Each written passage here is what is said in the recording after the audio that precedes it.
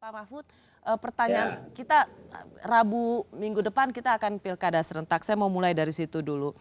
Eh, ya. ada yang jadi kekhawatiran pemerintah, Pak, untuk pelaksanaan pilkada serentak 9 Desember yang akan datang? Ya mungkin sama dengan masyarakat pada umumnya, kekhawatirannya itu jangan sampai terjadi pelanggaran terhadap protokol kesehatan. Mhm. Tapi kami sudah rapat berkali-kali ya, tingkat nasional, kemudian terbatas dengan KPU, Bawaslu, dan yang lain-lain gitu. Kita sudah betul-betul mempersiapkan agar itu tidak menjadi sangat minim terjadinya. Seperti halnya selama ini kampanye-kampanye yang dulu dikhawatirkan banyak orang akan menimbulkan kerumunan, itu ternyata sampai kurang 2 hari masa kampanye ini secara umum berjalan baik, tidak ada pelanggaran protokol yang sangat mengkhawatirkan. Pelanggaran protokol yang kecil-kecil seperti yang juga kadang kala kita lakukan, itu memang banyak terjadi. Misalnya tidak pakai masker, kerumunan melebihi dari jumlah maksimal yang ditentukan gitu, itu ada. Tetapi bisa diatasi semuanya, bisa diatasi semuanya. Dari data yang saya peroleh dari Bawaslu, angka kasarnya ini dari 73.500 kira-kira 73.500 event kampanye, itu ada pelanggaran protokol kesehatannya sebanyak sekitar 1.510 atau 1.515. Pokoknya 2,2% lah. Hmm, Jadi jauh lebih kecil dari yang terjadi di tengah-tengah masyarakat, ya. pelanggaran masa kampanye ini. Dan Angka ini yang sudah tidak tinggal terlalu 2 hari. mengkhawatirkan ya, Pak, kalau dari sisi protokol kesehatan di masa pandemi. Angka yang tidak terlalu mengkhawatirkan, betul Rosi. Pak Mahfud, selain dilakukan di masa pandemi, tadi Bapak sudah menjelaskan, Bawaslu menyebut sejumlah isu strategis di pilkada, mulai dari gangguan keamanan. Ini isu Ya, strategis yang harus diadres. ya, Mungkin bahasa oke, awamnya adalah problem potensi masalah ya. di pilkada, mulai dari gangguan keamanan, netralitas ASN, penyalahgunaan anggaran daerah, materi kampanye, dan politik uang. Saya mau masuk di gangguan keamanan dulu, Prof. Mahfud. Ya. Gangguan keamanan seperti apa yang bisa mengganggu penyelenggaraan pilkada? Mungkin ya yang lebih spesifik nanti bisa disampaikan oleh Pak Arief Budiman ya. Tetapi kalau kita menurunkan untuk menghadapi gangguan keamanan itu, kita sudah wanti-wanti agar ada 3 institusi yang selama ini dikenal, yaitu Polri, di backup oleh TNI, lalu nanti yang di depannya adalah Pemda Satpol PP.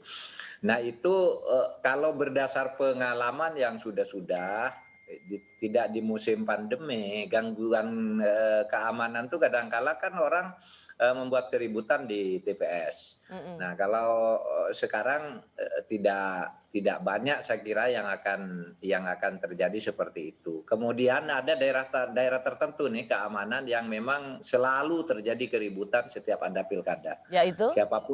Siapapun yang menang pasti di demo, bahkan sampai bakar-bakar rumah, yaitu di daerah-daerah Papua gitu. Mm. Nah kita kemarin sudah rapat bagaimana mengerahkan aparat agar semua TPS di Papua, kemudian kantor-kantor KPU di Papua itu agar dijaga betul dari sekarang. Karena kalau di Papua itu selalu terjadi begitu. Sejak tidak ada pandemi, saya jadi hakim MK itu dulu, perkaranya yang paling banyak kalau dihitung kabupaten prosentasinya itu Papua. Siapapun yang kalah pasti menggugat, kemudian bawa orang banyak-banyak ke Jakarta gitu sambil demo dan sebagainya.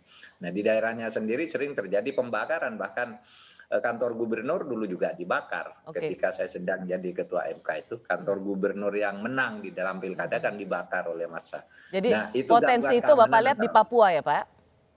Ya, dan ini sudah ada di Bovendigul dan Ya, sebagainya. karena Minggu lalu bakal kan sudah calonnya dianulir oleh KPU. Iya, ya, betul.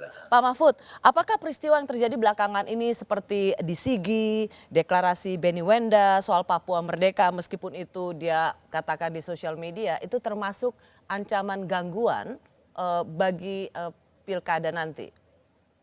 Itu tidak terkait langsung dengan soal dengan soal pilkada ya. Soal di Sigi itu kan teroris kelompok Santoso yang memang sebelum ada pilkada atau sesudah ada pilkada itu terus berkeliaran dan itu terus dikejar gitu.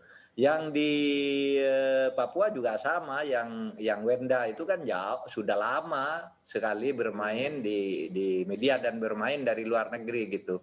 Saya kira itu tidak ada kaitan langsung dengan pilkada, tetapi tensi keamanan di situ, tensi gangguan keamanan di situ memang perlu mendapat perhatian khusus ya di Papua seperti saya katakan tadi memang seperti menjadi kebiasaan karena kadangkala ngamuk itu konon itu bisa menjadi mekanisme penyelesaian yang memang mereka hayati bahwa kita tidak setuju itu urusan lain, itu budaya yang mereka bangun selama ini. eh, Kalau merasa dirugikan ya marah gitu dengan cara itu. Bagi kita itu soal keamanan. Perlukah kita mencemaskan itu Pak Mahfud? Ya perlu hati-hati aja karena kita sudah tahu polanya gitu, tahu gitu. Biasanya kapan gangguan itu akan dimulai dan kapan titik-titik mana biasanya dan bagaimana menggalang kekuatan mereka itu juga sudah sering bisa dibaca. Putusan-putusan Mahkamah Konstitusi antara tahun 2009, 2008 sampai tahun 2013 di mana saya ikut memutus itu kita sudah bisa membaca pola-pola kecurangan, pola-pola pelanggaran, pola-pola ancaman keamanan di berbagai daerah. Saya kira masih sama sampai sekarang.